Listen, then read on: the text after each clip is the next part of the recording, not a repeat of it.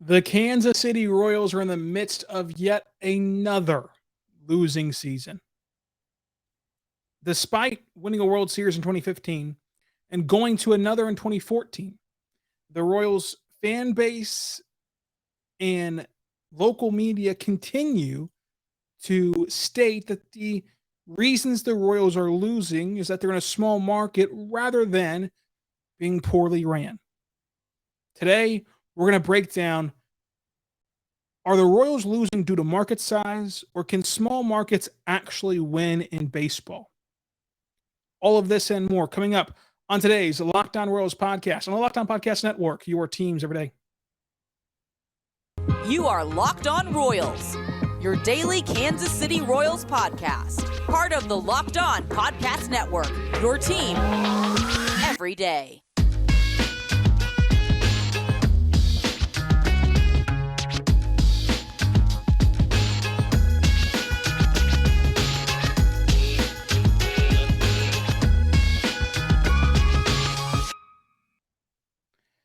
Let's get it going on the Locked On Royals podcast on the Locked On Podcast Network. It is your teams every single day. On today's show, we're going to dive into the Kansas City Royals and talk about if they can win in being a small market. Can small markets win in baseball? Can they be consistent in Major League Baseball? We're going to talk about that on today's show. Should you give them a free pass because of the fact that they're in a small market? But again, thank you for making Locked On Royals your first listen every single morning, every single day. We're here for you talking Royals baseball.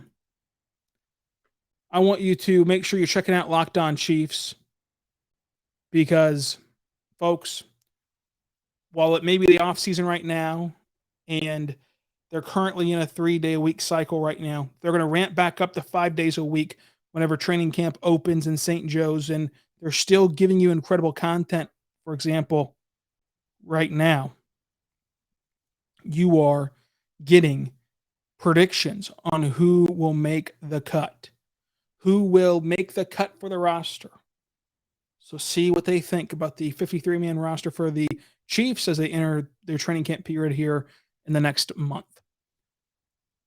Also, the NBA draft just wrapped up, so you can go back and listen to our ultimate mock draft and see what we got right and wrong regarding the NBA draft from Thursday. Plus, if you are an NBA fan, we have a podcast for every single team talking about the selections made for those teams. So make sure you check in on that as well. As far as Locked On Royals goes, Monday we talked about the A's series over the weekend. Tuesday, we graded the entire roster for Kansas City. Wednesday, we did a preview of what this week could mean for the totality of the season, what this weekend can mean for the totality of the season. Thursday, we talked granular baseball, talked about the entire season thus far of Major League Baseball. What teams are fun to watch, who's surging, who's in the lead, things of that nature.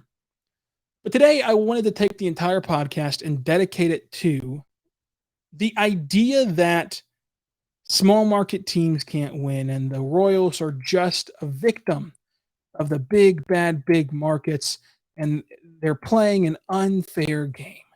They're playing a game that is impossible to win.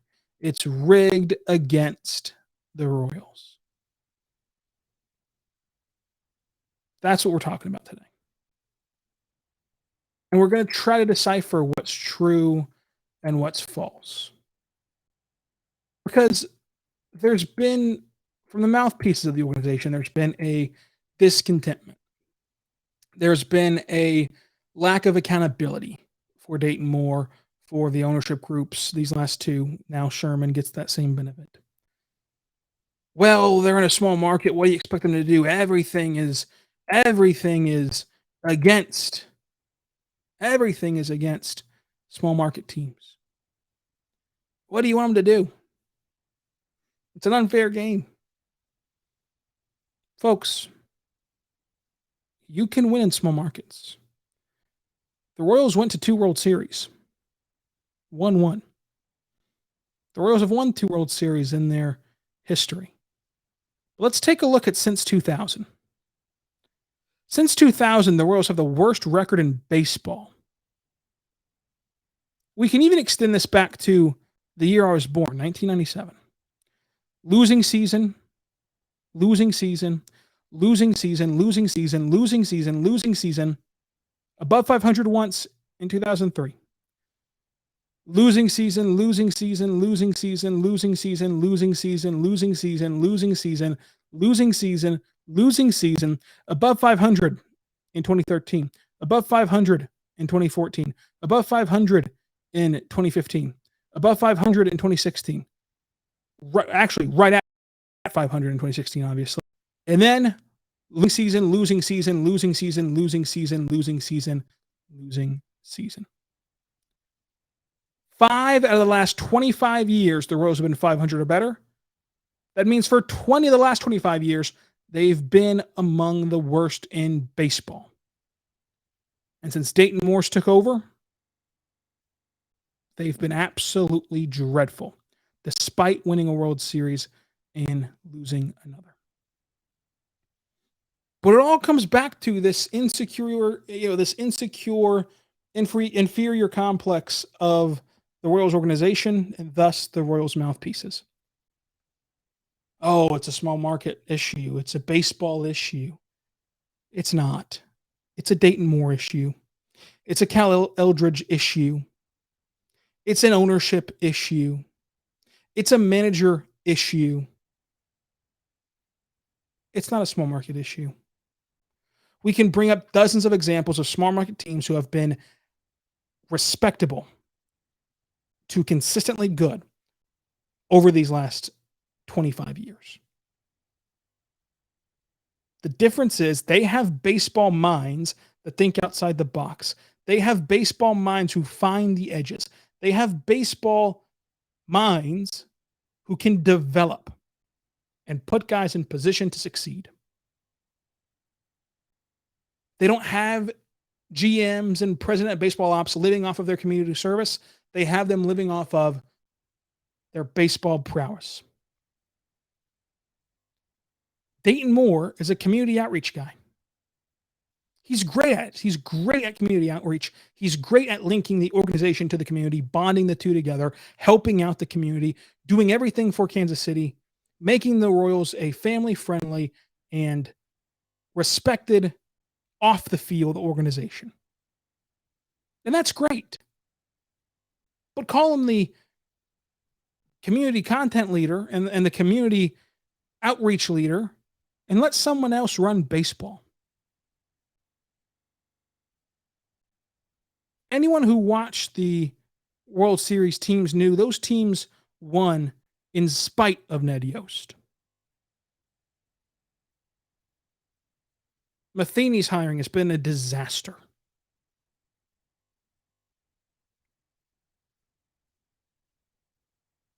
He can't put guys in position to win. He can't get coaching staffs that will develop players, and he can't draft.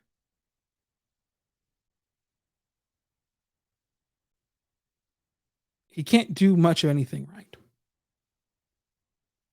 And so while the Oakland A's have never won the big one in the last 25 years, I would trade places with them in a moment. Because they get a shot at it a heck of a lot more often than we do here in Kansas City. And while the Tampa Bay Rays have not won the big one in the last 25 years, they got to a World Series in 2008. They got to a World Series in 2020. And in a much tougher division, they've been over 500 in their franchise's history. And 1, 2, 3, 4, 5, 6, 7, 8, 9, 10, 11 times. They've doubled the amount of times that they have been above 500 in one less season than 97 than Kansas City. Because the Rays weren't even around until 98. So even with the Royals having one more season, the Rays have gone 11 times over 500 in a much tougher division. And the Royals have only done it 5 times. We'll talk about that coming up. But first, I want to say right now, my good friends over at BetOnline. BetOnline is your number one source for all your betting needs and sports info. Find all the latest developments and reviews and news, including this year's NHL playoffs and Major League Baseball. BetOnline is your continued source for all your sports wagering information, including live betting, esports, and scores. And BetOnline.net remains the best spot for all of your sports scores, podcasts, and news this year. BetOnline.net is your fastest and easiest way to bet on all of your favorite sports and events, including MMA, boxing, and golf. So go right now to their website or even use your mobile device. Check out the trends in action, BetOnline, where the game starts. Check them out today by typing in betonline.net. Go to their sports book. And you see the flood of baseball games pop up. You got in this one, Kansas City, 1.5 run underdogs on the road with Heasley on the mound against Detmers. I'll take the Angels in this one, minus 1.5. Over under set at 9. I'll take the under on that at minus 113. On the money line, the Royals are plus 143. So that's how easy it is to bet at BetOnline. Check them out today, betonline.net. Go to their sports book and check them out.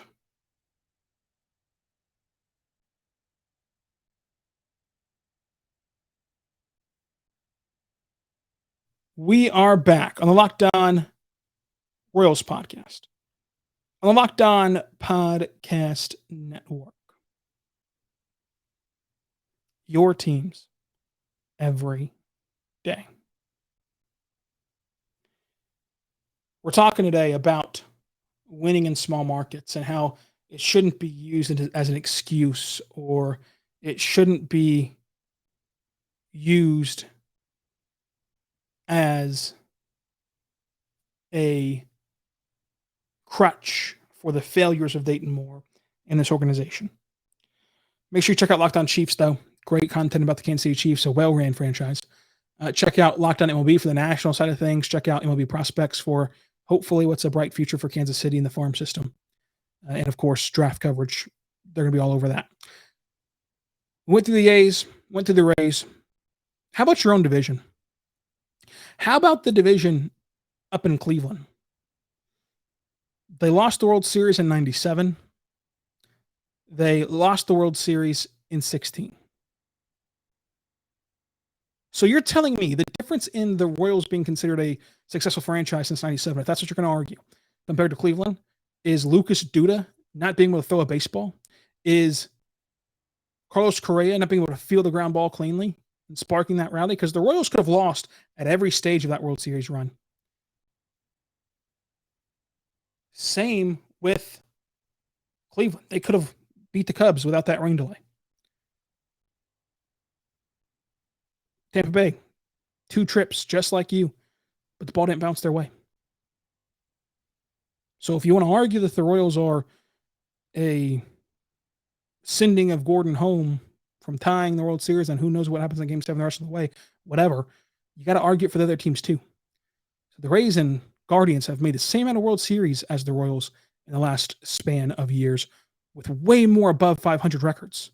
And are you going to sit here and tell me that Tampa Bay is in a bigger market than Kansas City when they spend less money than Kansas City does and they just so happen to be better? Are you going to sit here and tell me that Cleveland is a better market than Kansas City? You're hosting a FIFA World Cup. Get out of this insecurity of yours. You're hosting a FIFA World Cup. Your ownership group just does not want to spend money. So again, 2 World Series for each, Tampa Bay and Cleveland. Let's count the Cleveland above 500 seasons since 97.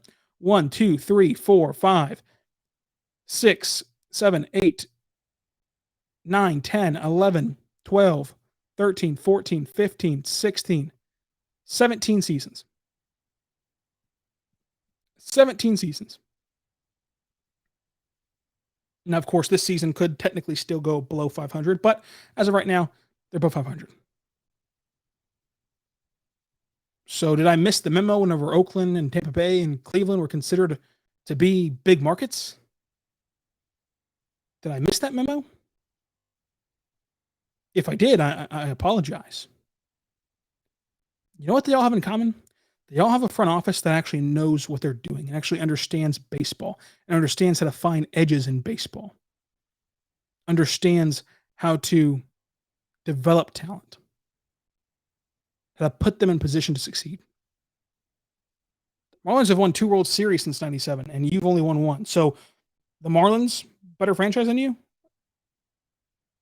Just because of the World Series outcome? No. So just because they lost the 2 World Series doesn't discount how they got there, just as the Royals could have easily lost their 2 World Series. Easily. You're a wild card comeback away from not even going to one of them.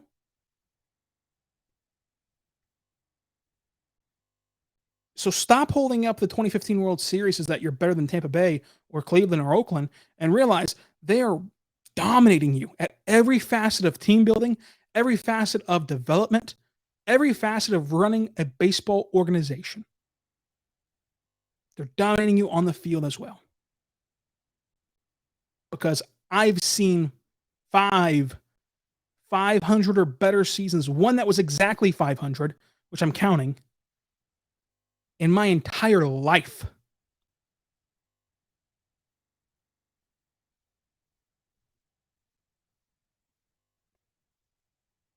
But don't tell me that small markets can't win. Don't tell me that you're at this huge disadvantage. Because you know what the Dodgers are doing? Oh, the big, bad, almighty Dodgers. You know what the Boston Red Sox are doing? Oh, the big, bad Boston Red Sox. They are pilfering executives from the Tampa Bay Rays.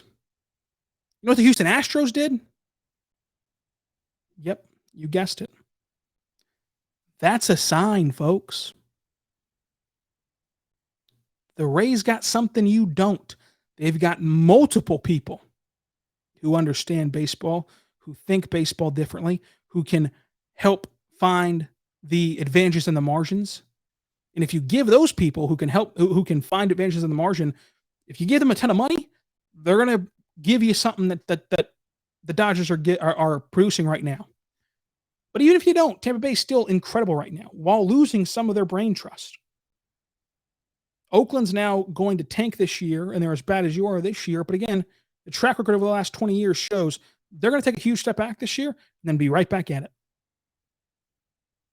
It took you 30 years to get back to the playoffs.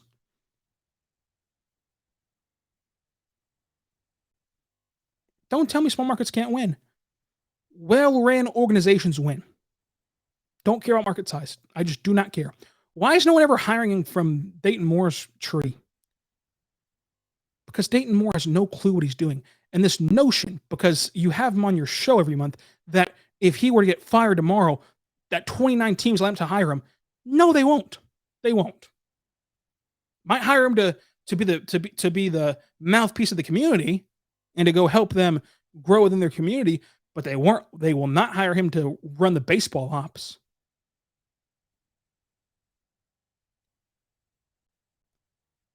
A well-ran organization like St. Louis.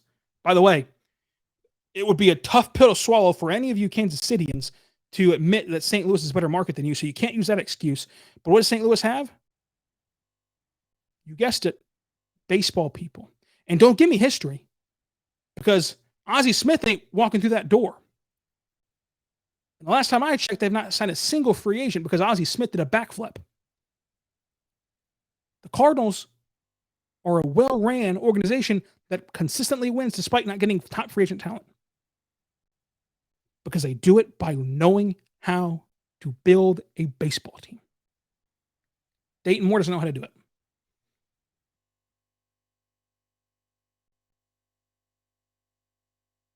So there you have it. You can win as a small market baseball team. You can win in baseball. There's no boogeyman. There's nothing stopping the Royals from winning baseball games besides themselves, besides Dayton Moore.